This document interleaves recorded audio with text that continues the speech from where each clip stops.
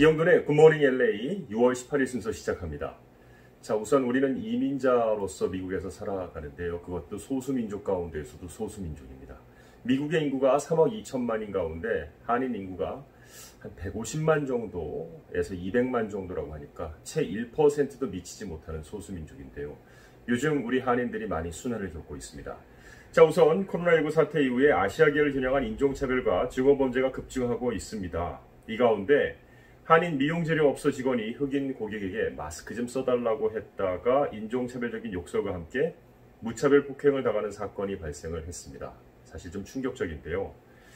이처럼 한인 등 아시안 대상 인종차별은 단순한 비방 차원을 넘어서 폭력 행사 또는 생명까지 위협하는 사례도 있어서 수사당국의 엄정한 처벌은 물론 커뮤니티 차원의 대처도 좀 필요하다는 지적입니다. 우선 이번 사건은요, 뉴욕주에 있는 한 뷰티 서플라이 업소의 직원인 김영래 씨에게 일어났는데요. 상점 안에 흑인분이 들어오셨습니다.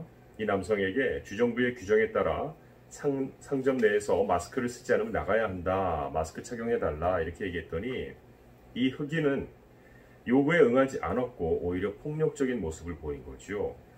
어디에서 왔냐? Where are you from? 이거죠. 그리고 너 같은 사람들 때문에 마스크를 쓰지 않는다. 얼굴에 침을 뱉고 너희 나라로 돌아가라. 이런 인종차별적 욕설을 쏟아냈다고 합니다. 김 씨가 그의 얼굴에 똑같이 침을 뱉으며 대응하자 흑인 남성은 그때부터 김 씨의 복부와 얼굴을 주먹으로 가격하고 발로 차며 폭행을 이어간 것입니다. 이런 무차별적인 폭행에 못 이겨 피를 흘리며 바닥에 쓰러졌고 이 흑인 남성은 황급히 도주했습니다.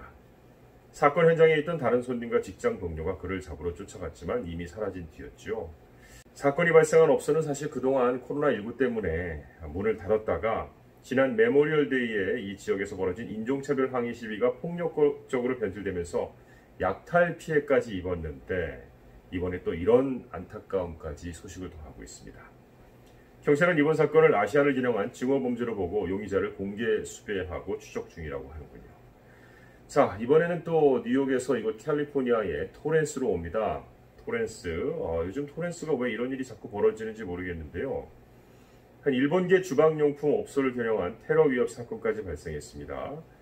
인종차별주의자로 보이는 사람이 해당 업소에 대해 편지를 놓고 갔어요.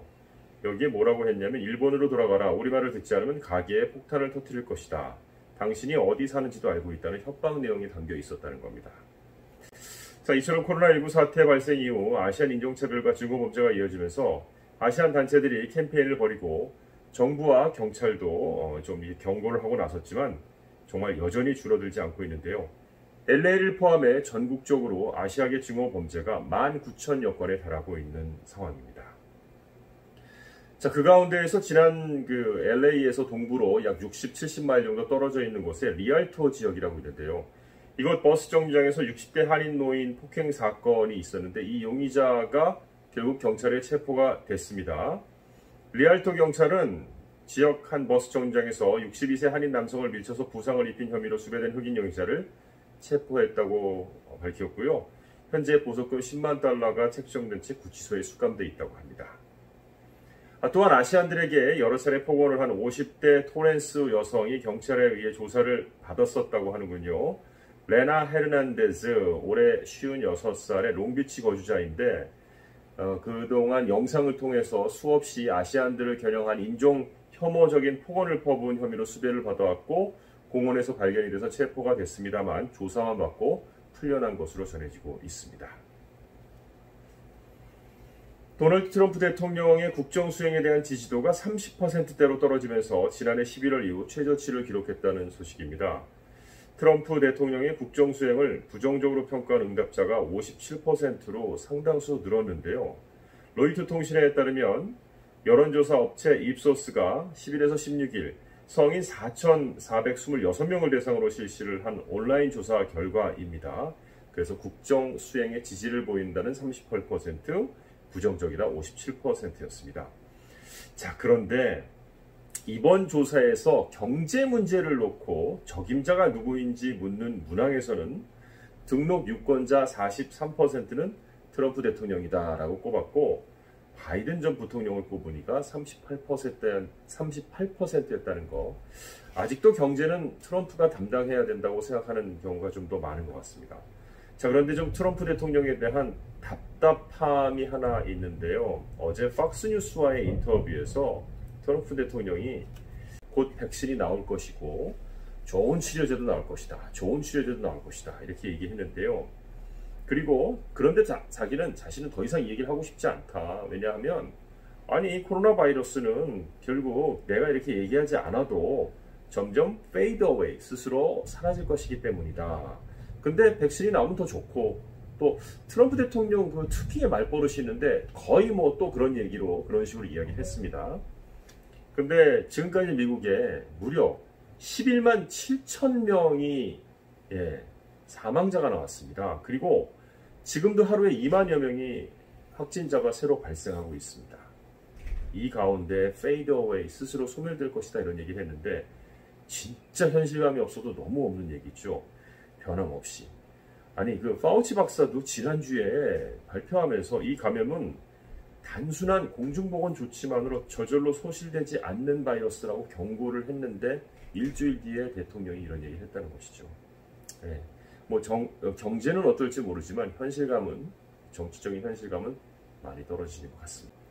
네, 이렇게 트럼프 대통령이 현실감 없는 이야기를 하고 있는 사이에 미 전국적으로 확진자가 급증하고 있으며 다음 진앙지는 플로리다가 될 것이라고 발표가 나오고 있는데요.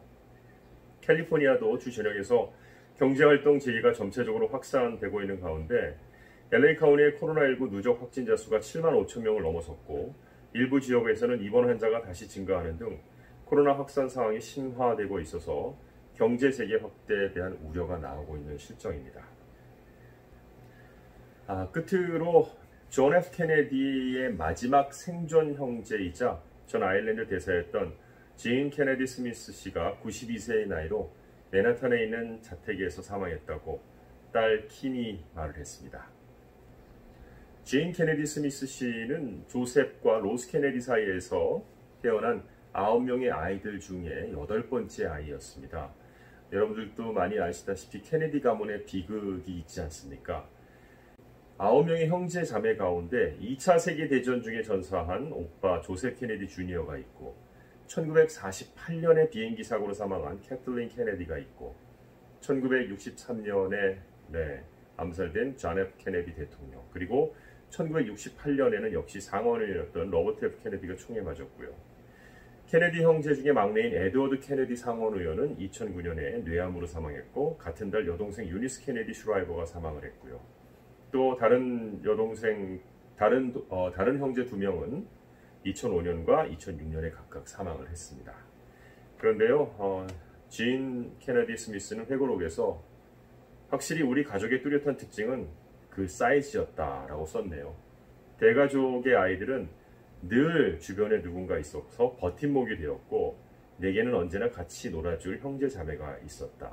그것은 집안의 어디 구석이든 현관이든 침실이든 말을 걸 수 있었던 사람이 있었다는 게 너무 좋았다. 결코 혼자라고 느껴본 적이 없다라고 회고했습니다.